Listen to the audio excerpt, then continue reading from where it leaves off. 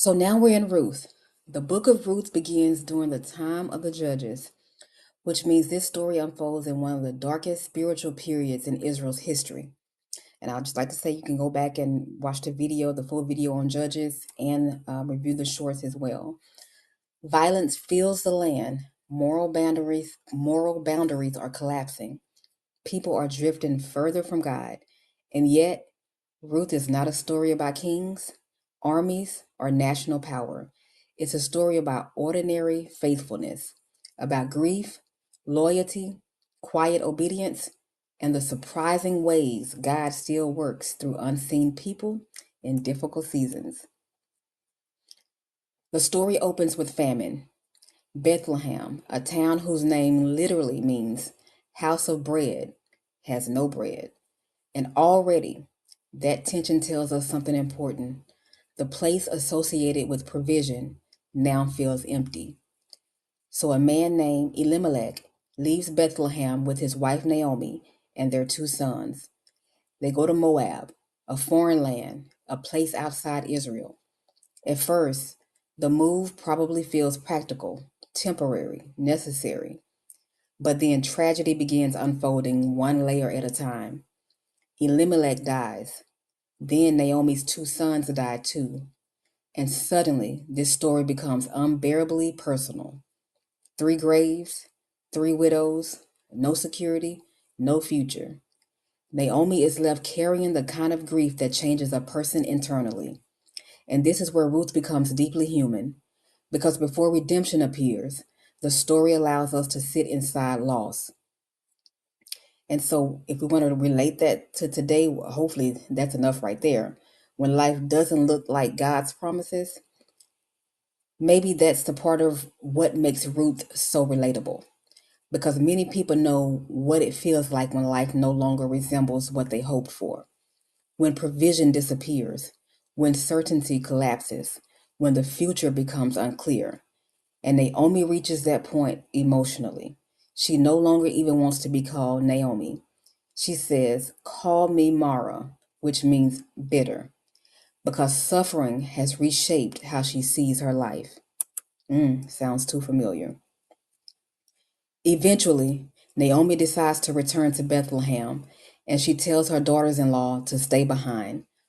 Orpah leaves, but Ruth does something unexpected. She stays. And then comes one of the most beautiful declarations in scriptures. Where you go, I will go. Where you stay, I will stay. Your people will be my people, and your God, my God. This is more than emotion, it's covenant loyalty. Ruth chooses faithfulness when she has no guarantee her choice will lead anywhere good. My goodness. No promise of provision, no promise of marriage, no promise of security, just loyalty. And in a culture shaped by self preservation, Ruth chooses commitment. That kind of loyalty feels rare now. Modern culture often teaches people to leave whenever things become difficult. Now, this, of course, isn't talking about any type of abusive relationship, so nothing like that. Relationships become transactional, commitment becomes conditional.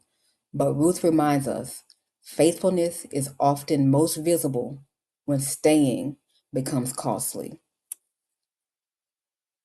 When Ruth and Naomi arrive in Bethlehem, they are still vulnerable, still grieving, still uncertain. So Ruth begins gleaning leftover grain in the fields just to survive. And this is where the story becomes incredibly subtle because there are no miracles in Ruth, so to speak. No parted seas, no fire from heaven, no dramatic visions. So nothing like that, just ordinary moments.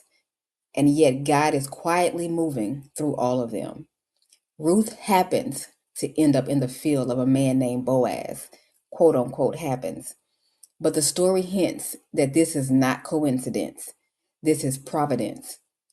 Because while Ruth is working quietly in the field, God is quietly arranging redemption. And maybe this is one of the most important themes in Ruth. God often works in ways that feel ordinary while they are happening. Many people expect God only in dramatic moments. But Ruth reminds us providence often looks quiet at first. Sometimes God is moving most deeply in the seasons that seem most unnoticed. I'll say that again. Sometimes God is moving most deeply in the seasons that seem most unnoticed. Hang on.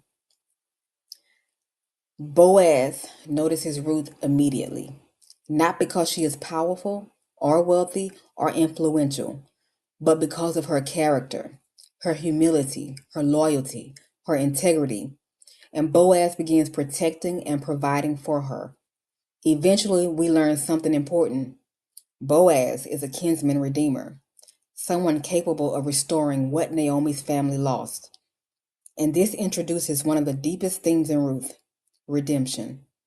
Because redemption always involves restoring what was broken, recovering what seemed lost, covering vulnerability with grace. And slowly, Naomi's emptiness begins turning into hope again. What makes this powerful is that Naomi never expected restoration. At the beginning of the story, bitterness shaped her entire perspective.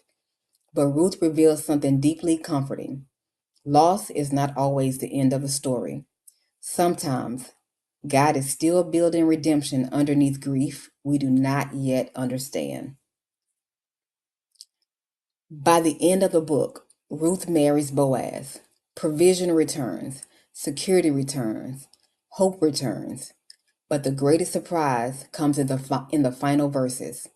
Ruth, a Moabite outsider, becomes part of the lineage of King David and eventually the lineage of Jesus, which means this quiet story about grief and faithfulness becomes connected to the larger story of redemption itself.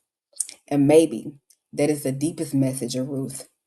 God often works through ordinary people living quietly, faithful lives, not loudly, not publicly, not dramatically, but faithfully. Ruth stands in direct contrast to Judges.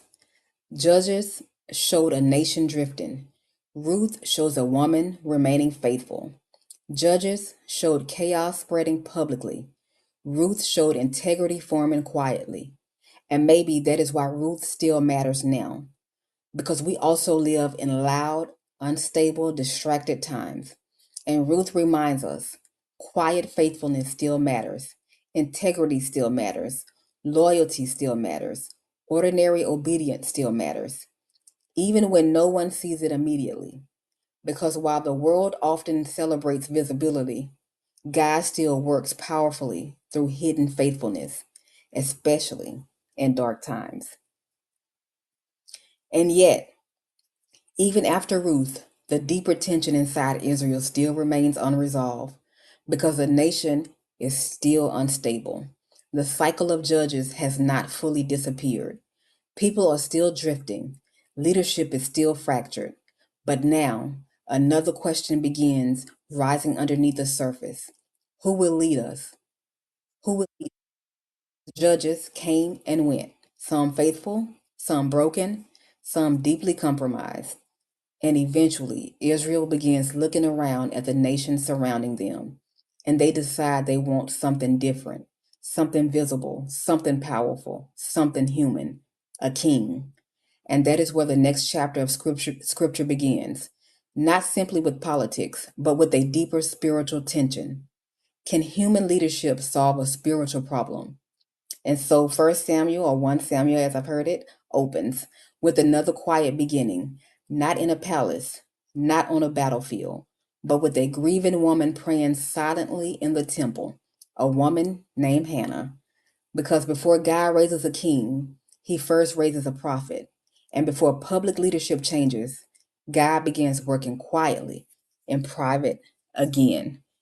So thank you for being on this journey with me, this Ruth journey. And I will see you in First Samuel. Be sure to go back and watch. You can start at Genesis, watch all of those videos up until now to get a deeper understanding and watch the shorts as well. Feel free to drop any thoughts, suggestions, comments in the comment section. And I will see you in First Samuel.